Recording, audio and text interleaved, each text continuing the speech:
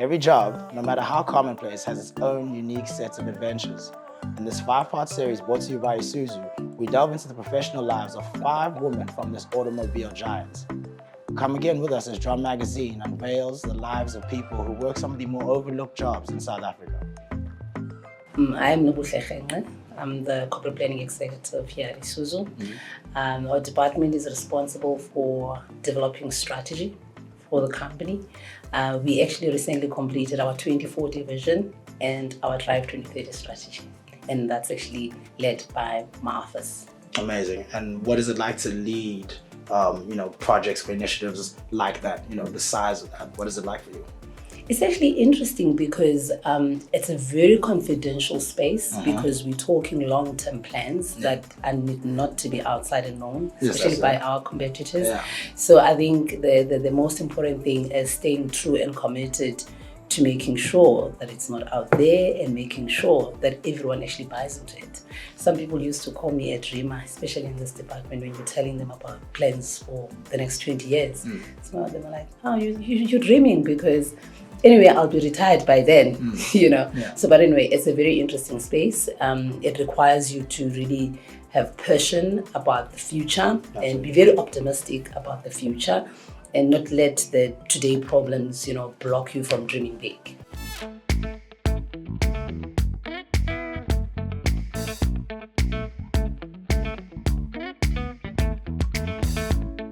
Talk to me about how you wound up in the automotive industry. Like, what is it that drew you to this field?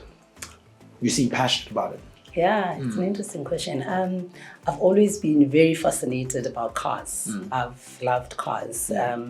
Just a short story to take you back. I'm from Itsala, in the Eastern Cape. Right. So in our village, one of our neighbors, we used to call him Utatu Maklasana because he used to wear glasses. Okay, all right. So Utatu Maklasana, he was the only guy that had a car in the village, the entire village. He was the only guy that had a car. So for me, it was always fascinating, and I always wanted to know, why is he the only one with a car? Because there were a lot of horses, but the car, he was the only one who owned a car. So I was very curious to know why, because it was very convenient in my eyes, because whenever someone was sick, please call Utatu Maklasana, kind of like a readily available ambulance. Until I asked my mom and also my grandmother back then, and they said, it's very expensive. Not anyone can just own a car, and also not anyone can just drive a car. And one day I spent time next to this machine, and I was very fascinated about the design and how it was working. It didn't make sense. No one could even answer to me back then because there were no engineers within my village in terms of how it works, how it was designed. And I guess that's where my passion started. The rest is history for me. The rest is history, as they say, yeah. I'm a mechanical engineer now, and I've spent 15 years in this industry of automotive.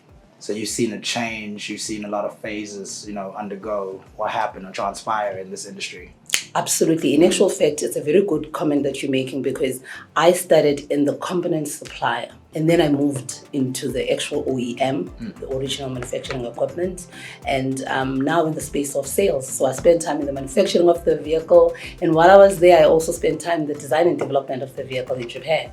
So I kind of it's me, it's my life, it's my space that I really enjoy. I love it. I'd like to hear that.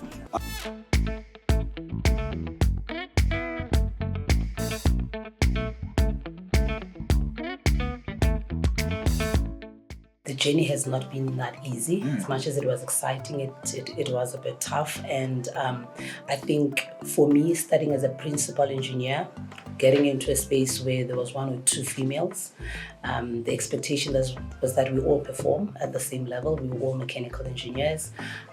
So it's a challenge that was in my mind, honestly speaking, because when I was on the field doing the job, we worked well as a team.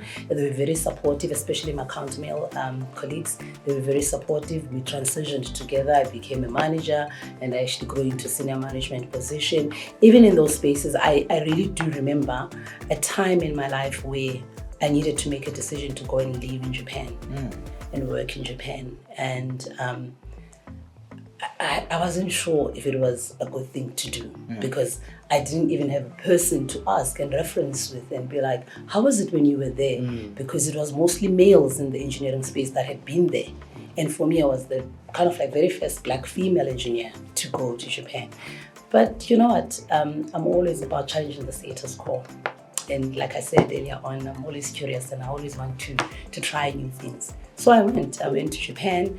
Japan, the first 6 months, I must say, very difficult for me because food was different, weather was different, the language was a challenge. But I must say I embraced every single challenge and I was able to overcome those. I started speaking a bit of Japanese. In my 6 months, I could already like greet and say a few words in Japanese.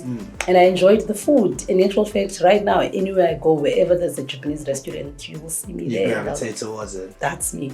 So beyond your culinary tastes and your worldview, how else have your travels to both the USA, I believe you spent some time over there as well for work, and Japan like influenced your approach in as far as what you do at Isuzu?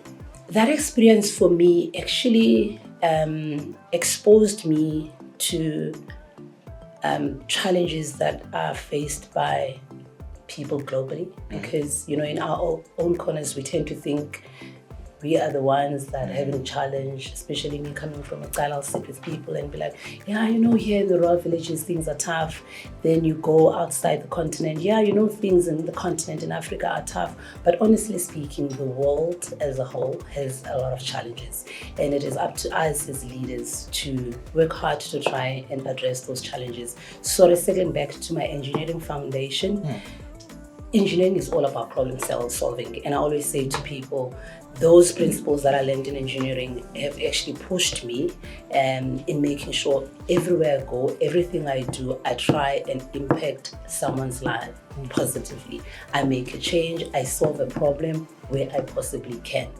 And when I was in the United States, I was actually at Brown University. I did my IE Brown Executive MBA. It's all about societal impact. It's all about changing people's lives and, you know, making the world a better place.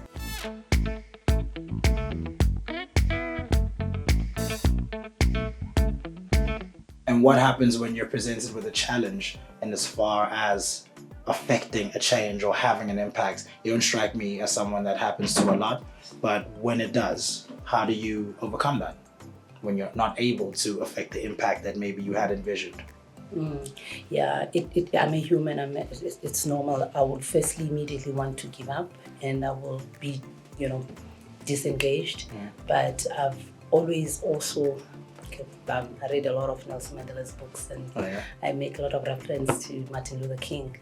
I believe that if you fail, you continuously try. They say you never stop moving. You continuously have to move. If it means you can't run, you walk. They say if you can't walk, you crawl. But you don't stop. You just keep pushing until you realize and reach your destination. Now, obviously, as a Black woman in the world, it's probably imperative that you lift as you rise. So what would you say, given that you've reached the heights that you have within your career, to someone who's starting out and maybe contemplating following in your footsteps? By the way, another side of me, besides my automotive passion, I do a lot of mentoring for women. I love and enjoy empowering women, especially Black women, especially those coming from the rural villages, because they remind me of my younger self. Recently, actually started my own NGO. Congratulations. Yes, thank you. And the aim for that is for me to try and share the knowledge, coach and mentor women, especially in spaces where you previously had males dominating there.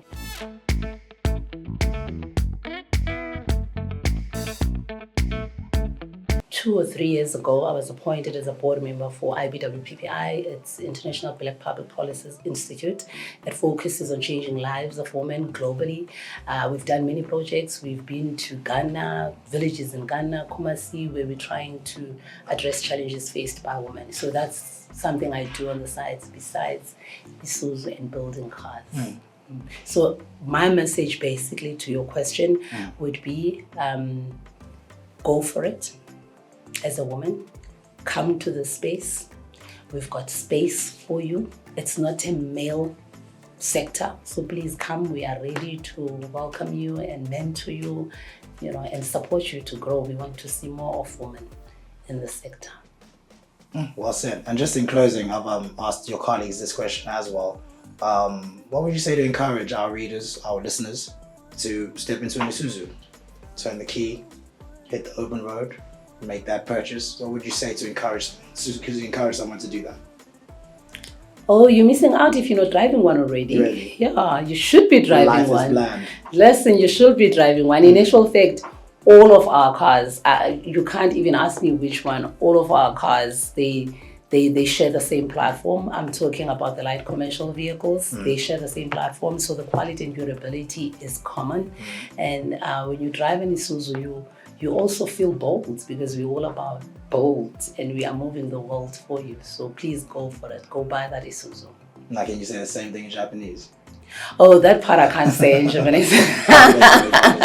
Listen, man, thank you so much for your time. Appreciate it. Enjoyed spending a day with you. Thank you. Now that part I can say. Arigatou gozaimashita. That's impressive.